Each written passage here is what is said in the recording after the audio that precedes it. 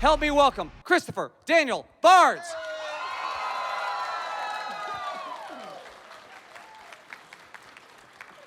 And help me give a huge GalaxyCon San Jose welcome to Disney legend, the voice of Ariel, Jody Benson. Yeah, the side hug. Thank you. Hey, Milo. Hello. How are ya? Welcome, welcome. Gosh, Good it's been morning, everybody. a busy week for you. You just haven't stopped, right? Yeah, D23 was wild and crazy. Did It anybody was go? super fun. Was anybody at D23? Oh, wow. It was a lot of fun. A lot of yeah. fun. Yeah, it was great. And you got to, of course, be on stage with, I mean, it's not even that it's co-workers and other princesses, but good friends, right? Yes. We had 5 of us as princesses together, so we had a really great week together. We did a lot of different events together. Paige and I got to sing with the Disney Princess concert on Friday night, and we had a blast. So yeah, it's just like old home week, getting to be with dear, dear friends. Yeah, it's got to be, you know, again, you have your life, and you get to see some of these people a couple times a year, but when you do, it's probably like you pick right back up, and it's just like family, right? Yeah, absolutely. Paige and I have been friends for about 44 years now, so we've known each other a lot of our life, and whenever we're together, whether it's a convention or something with Disney, it's just, you know, 2 besties, so I'm very thankful, very thankful. Right, and as I mentioned, Disney legend. And I think today, August 17th, 2024, is a great day to start the campaign for Christopher Daniel Barnes as a Disney legend. I mean, Prince Eric. Prince Eric, Prince Charming. Prince Charming twice. It's twice in Cinderella 2 and 3, and Spider-Man now. Spider-Man. Because Spider-Man's under Disney. Right, Spider-Man. A bunch of different Spider-Mans. That's right. Electro as well within the Marvel universe. So I think today, get out your phones, start the hashtag, start the trend. What is it like being a part of this Disney family? I mean, you started, how old were you when you were cast? Oh, gee, I think I was 15 when I did Little Mermaid. Yeah, 15, 16, yeah. Just a baby. I was just a kid. Right. So when you see Prince Eric, he is that age. Yeah, that's right. And yeah, I mean, just auditioned like anything, because we had no idea what it was going to be. It wasn't like it was today now with, of course, all the big celebrities are, packaged into it. And so I had this wonderful opportunity and did this wonderful film, and then it became this iconic moment, and I'm so grateful to be a part of it. 35 years now we've been a part of this, so part of your world. I don't know, it's crazy. Yeah, I started recording 37 years. It's crazy. Now, were you a Disney fan growing up? Oh, of course, at that Disney and Marvel, obviously, Right. And yeah, I mean, I just been watching like The Great Mouse Detective the year before, that they had done, and so yeah, big fan, and it was just an incredible opportunity, and something I wouldn't be able to do these days, and just it was watching. I remember also how it was one of the first times that we saw them recording us. As we were doing the dialogue, and I remember, for the big video camcorders, for those of you too young to know, they're these giant, you record like this. It was this massive thing. I remember they were recording us, and you could see our facial expressions come through in some of the moments. Magical. And of course, you've grown up as a Disney fan, and you got to even spread that Disney love on Broadway with Howard Ashman's Smile. So what is it like? What was it like auditioning and then getting that call for Little Mermaid? Knowing that deep inside, I mean, because it's got to be we're like, oh man, I want to be in a Disney cartoon, of course. So, but you don't want to get too excited about it, right? Yeah. Well, my whole situation was kind of backwards, I guess, because I was doing a Broadway musical called Smile with Howard Ashman and Marvin Hamlish, and the song that was written for me is called Disneyland. So my character sang this beautiful song, and the show closed tragically very early on. I think we only ran like 6 weeks. So we were all devastated. And but at the time, Howard had already been working on The Little Mermaid. So all of the Disney executives had come to see Smile to support Howard. So I got to meet all of them at opening night, and they were like, oh, we love this song. You did such a great job, and thank you, thank you. Well, when the show suddenly closed, it was time for these auditions to begin for The Little Mermaid. So Howard invited a handful of us girls to audition, but literally, and I say this, it was something to do on the way to the unemployment office because we knew that we would never get cast. I really felt like Howard was just giving us this opportunity to have something to do, but never in a million years did any of us think that we would even be considered because, you know, I had never done animation before. I'd never been behind a microphone like that before. I didn't know what I was doing. So literally, I just went to the audition just as something fun to do that day and to go in and lay down this voice of what I kind of created in the ladies' room real quickly, ran into the bathroom, looked under the stalls, made sure no one was there, and started talking into the mirror like, I don't know what she was saying, you know, came up with something, and then ran back in, and it was on an old-fashioned reel-to-reel with Albert Tavares, who was our assistant director on Smile, and he was assisting Howard for these auditions. So it was just he and I, Albert and I, in this studio, in this rehearsal studio, not even a recording studio, with a reel-to-reel where you press play and record, and I just laid down a few lines, and I sang a little bit of the song. I had a cassette tape of Howard singing it, so I kind of imitated him, and just a little bit of stuff, and then, you know, thanks for coming in, and that was it, you know. So I just thought, well, that was something fun, but never gonna happen. And it was like a year later that I got a page, you know, little pager thing, and a beeper. And from my agent, I was at 16th and Broadway with a roll of quarters for payphones, which that's what we had back then. And got a page saying, call me. And I called my agent. She said, oh my gosh, you got Ariel. And I was like, what's an Ariel? I mean, like, so much time had gone by. I had completely forgotten. I was like, what? I got that? That's crazy. You know, but again, this is before animation was really the way it is now. So it was kind of looked down upon to do voiceover work. So I mentioned it to a couple people, and they were like, "Oh, you're not going to be in the movie?" I'm like, "No, it's just my voice." So I stopped telling people that I was flying back and forth to LA because I think I felt kind of like it wasn't looked upon very positively, again, for voiceover back then. So I just kept it quiet. And then all of a sudden, you know, we were supposed to remain anonymous. That's kind of the way that they would do it. Right. You don't really talk about the voices. You just roll the credits at the end of the VHS and you freeze it, and then you try to figure out who's who.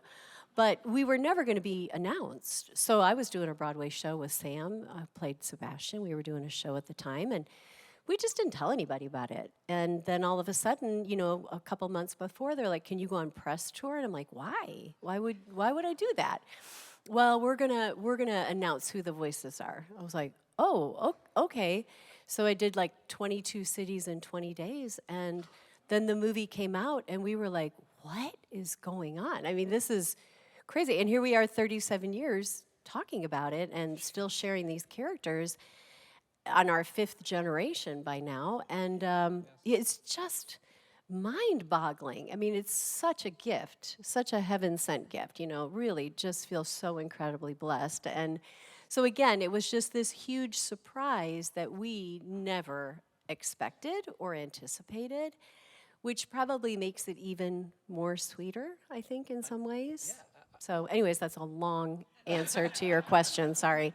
And now, I mean, you couldn't have imagined that you go into your booth, probably isolated, or as a round table? I was together at the round table. Okay. We did our first read-through together. I'm not sure if you were there for our first read-through.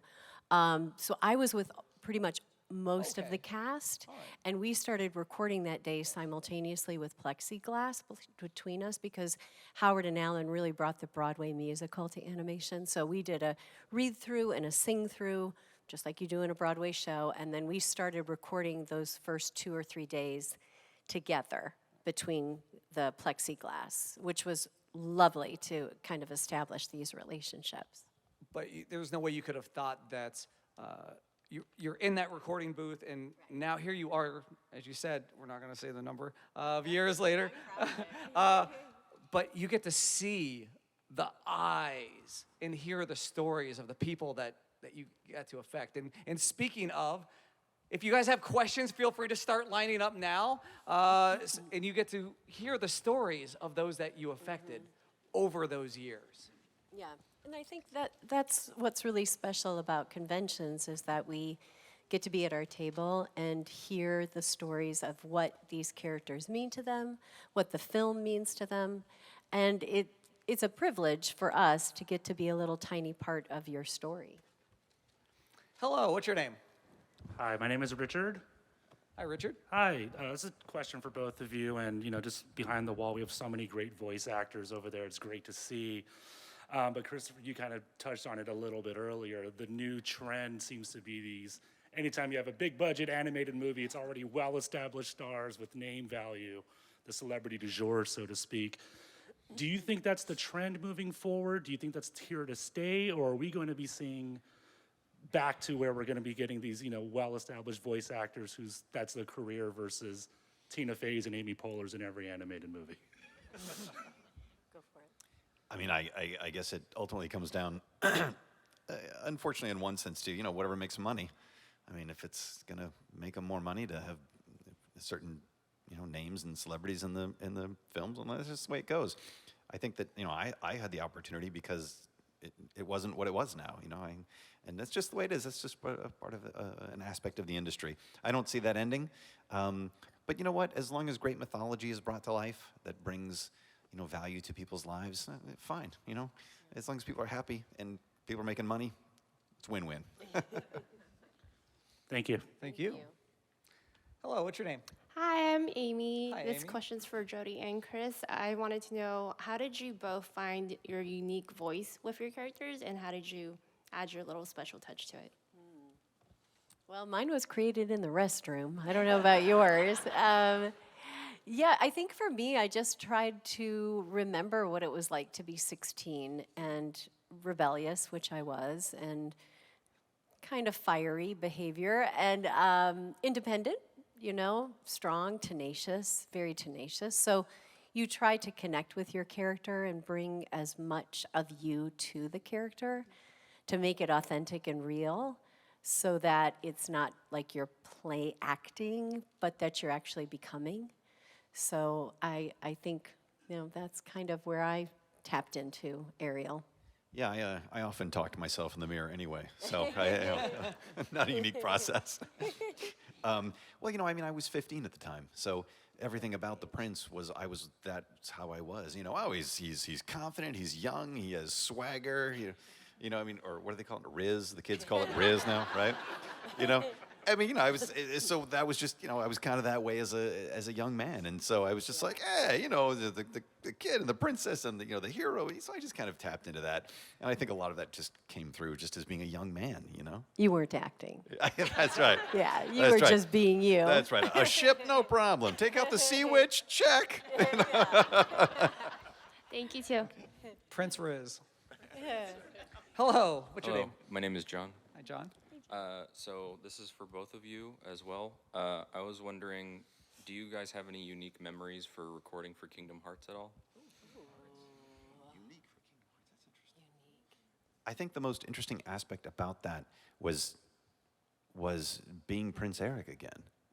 And just, I think maybe that's one of the things that made me realize this is an enduring legacy. Like, it's years later, so, like a long time later.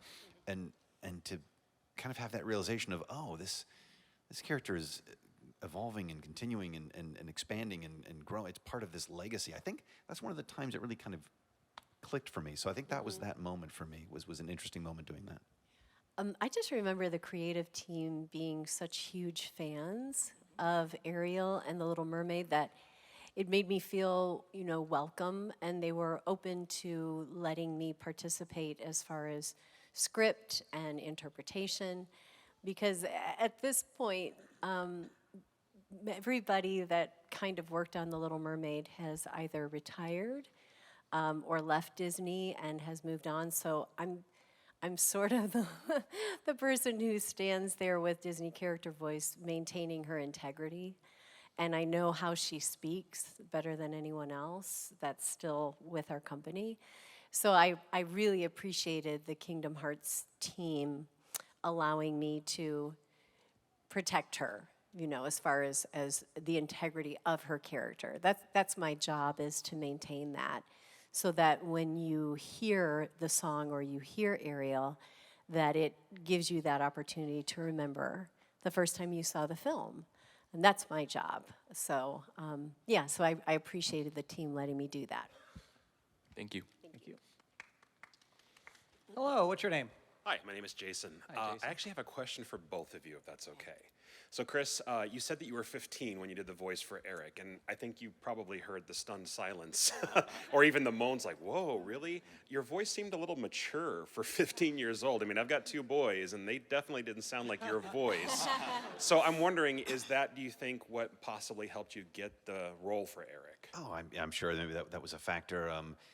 Yeah, you know, I got into the business when I was 8 in New York, so I had already been doing voiceover work and commercials and you know, television. So I think it was sort of in theater. So I think maybe that affected my development, sort of in how I spoke, or the way I projected my voice, or the syntax, or the quality of the voice, because I was, you know, so focused on that. So that could have been a factor. Yeah, I mean, yeah. That's perfect. Yeah, I think it does make sense. And for Jody, I had first of all, actually, for both of you guys, thank you so much for what you did and for what you still do to this day, coming to these conventions, bringing the magic to the crowd. I really appreciate it, because I've seen The Little Mermaid like probably 20 million times. I worked at a movie theater in '89 when it first came out, so I've seen it many, many times. I bet you did. Yeah. So anyway, sorry. The question for Jody is, I saw a video recently where your daughter was singing, and it was part of your world, and you were in the audience, and I was wondering if you could kind of share what that event was about, and is she following in your footsteps at this point? Yes, she was. She graduated from CCM with her BFA a year ago, and was able to get an agent that she signed with in New York, and she's been working professionally since she graduated. She's in the Actors Equity Union, so she was hired as Ariel. I didn't even know that she had auditioned. I was actually with her when she got the job in New York. I was visiting her for a couple nights. We were at the hotel when she got the call, and she came off the phone and said, "You're never going to believe this, but I just got a job to do a summer theater production in Miami at Area Stage, and I'm going to be Ariel." And I was like, "Oh my gosh!" That is incredible. She's like, "What do you think?" And I said, "Well, honey, it's totally your decision. You know, absolutely." But it was really courageous on her part. I don't know if I could have done that at 22. For her to step into her own independence and feel confident as who she is as an artist and as a performer, to know that she's going to be thrown under scrutiny as far as people comparing and competing and judging and criticizing, and which they did. Yeah, people on social media took attack on that, and she just kind of created Ariel to be her very own. You know, she took everything that I learned from Howard, and obviously she's been singing the song since she was 3 years old, and she took all of Howard's notes, but she infused them on her own and created her own Ariel, and it was really breathtaking, very surreal to watch. I saw the show opening weekend and closing weekends, and how much she had grown. But what she brought to the character is just her very own rendition of her. And I'm so proud of her. Yeah, so Must have been a she's proud moment, yeah. very proud, very proud. I loved how she just brought every essence of herself to the character by paying tribute to me and to Howard at the same time. But again, it was very courageous of her to do that this young in her career. And it's something that she was ready to tackle. And she thought, because I said, "You don't have to do this. You know, you can stay as far away as possible that you want to from this character." And she just said, "No, I feel strong enough in who I am as a person that I would like to delve into this character," and she did. It was really beautiful. So stepping out of her comfort zone, pursuing her dream, finding her voice. Unheard of. I wonder where she learned that. Thank you both. Appreciate it. Thank you. Hello. Trying to get the. Oh, you can tip it down, sweetheart. Yeah. Just squeeze, So squeeze. there Yeah, you go.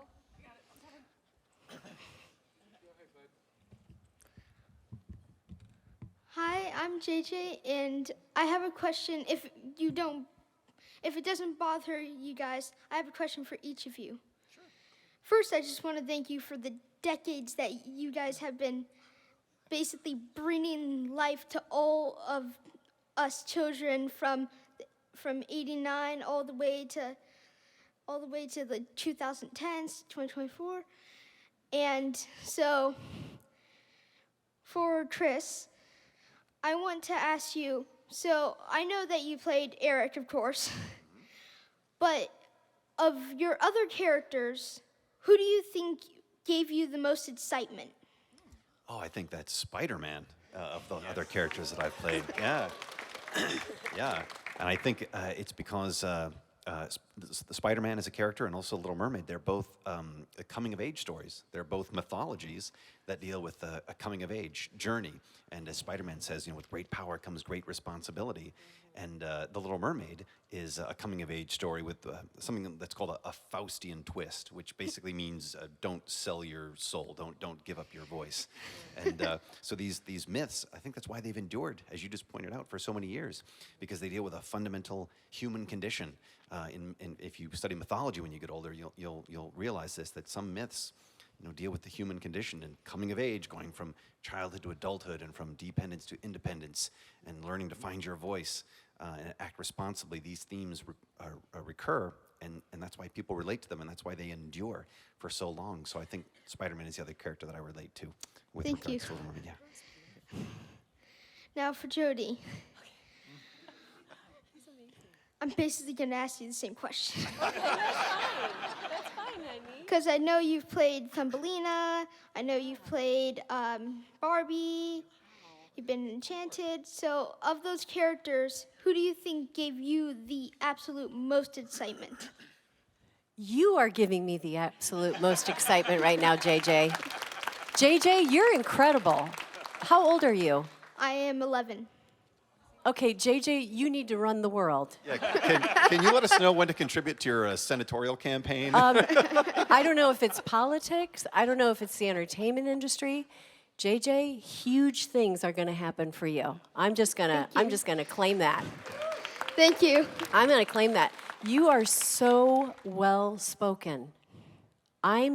You're like making me weep while you talk. I'm just blown away. I'm really blown away. Are your family here? My dad's right there. Good job, Dad.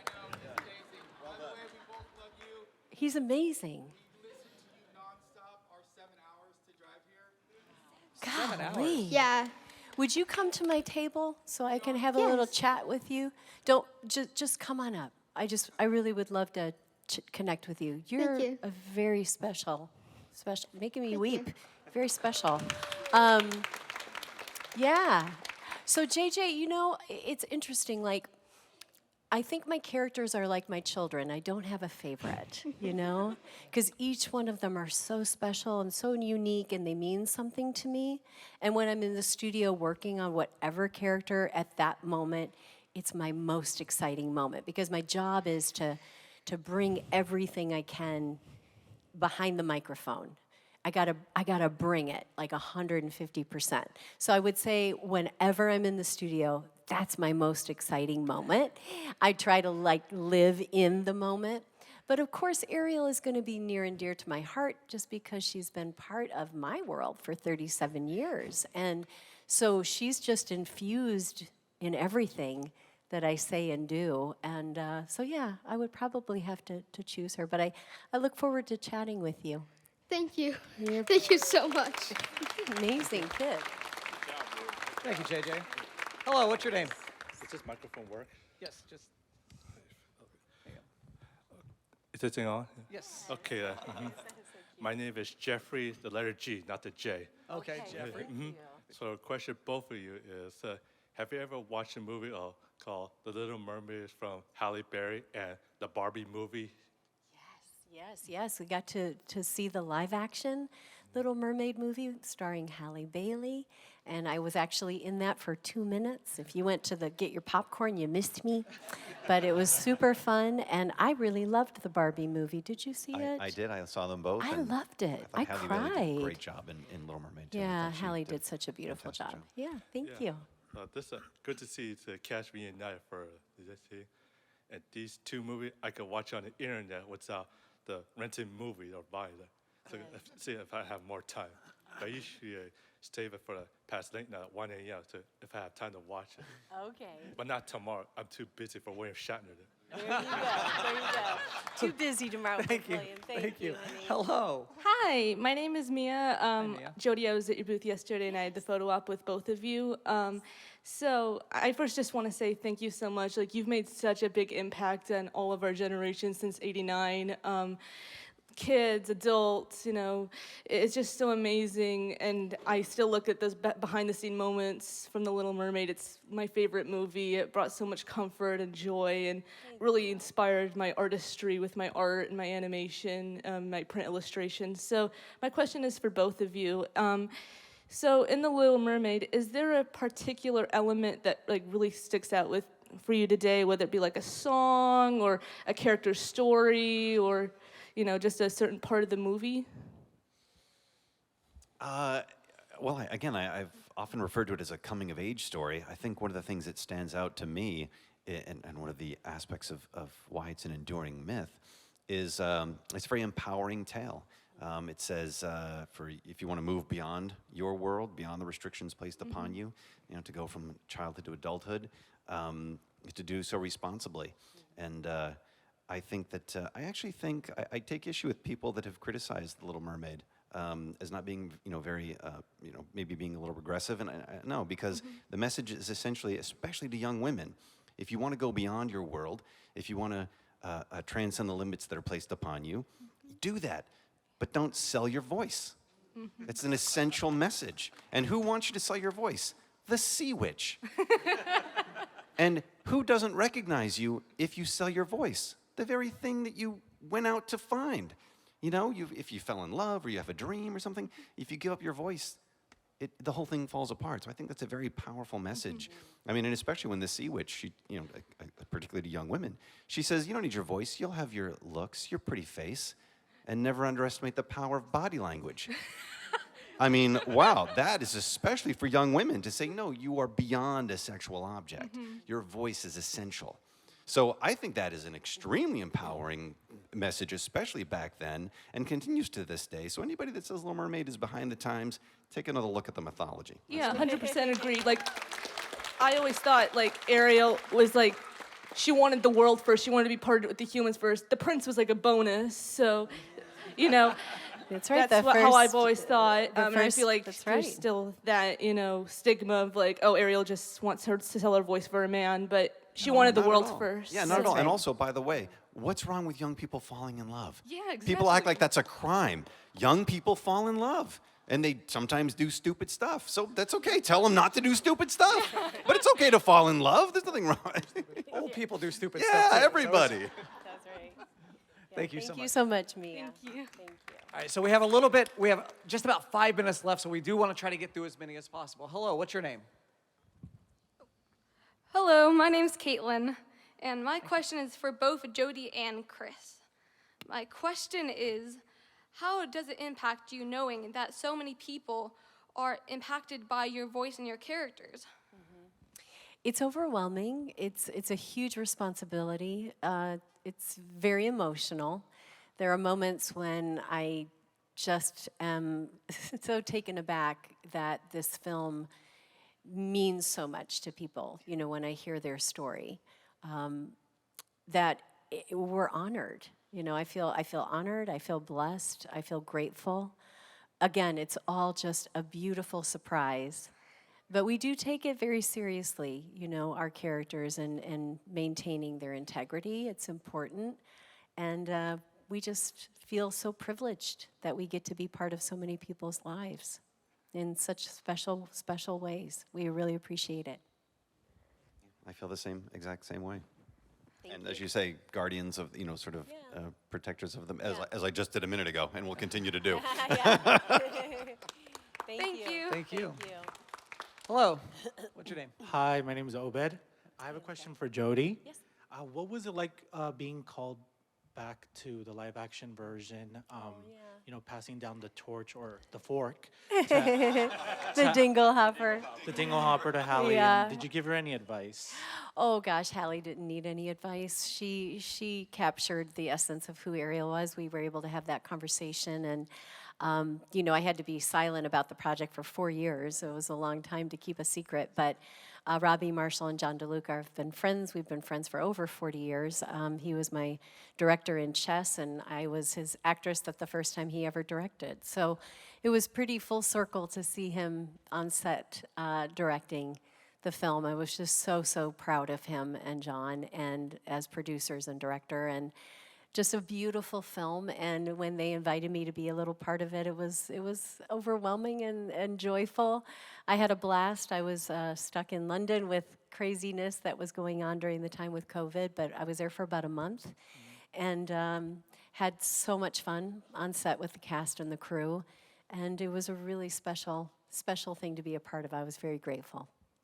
Thank you so much. Thank you. Hello. Hello. Hello, my name is Alejandro. I was wondering, at what point did you realize that voicing Ariel would be the start of an entirely new career for you? Like, once this film became like a runaway hit, you realized, I could make a career out of this, like a full-on career. Yeah, it was a huge surprise for all of us. I think it would have been when the movie opened in November. It was probably in January that I realized that this was something very magical. Something very different than what I anticipated. I just thought I would record it, it would disappear, I would disappear, and no one would ever know, and we would never really be talking about it. So I would say for me it was probably January of 1990 when the reality started to kick in that this was something more than what we had all thought it would be. And it still just blows my mind that we are still here talking about it today. It really does. Thank you. Thank you. Hello. Can you all hear me? Yes. My name is Melton. I just want to say, Jody Benson, I think you're a phenomenal actress. This is my first GalaxyCon. I have her book. Now, Christopher, I don't really know you that well. I would like to say I've been a fan since watching the Little Mermaid VHS tape. And I want to say, you two have impacted me to sing, and I want to know who's your favorite who inspired the two of you to sing and act?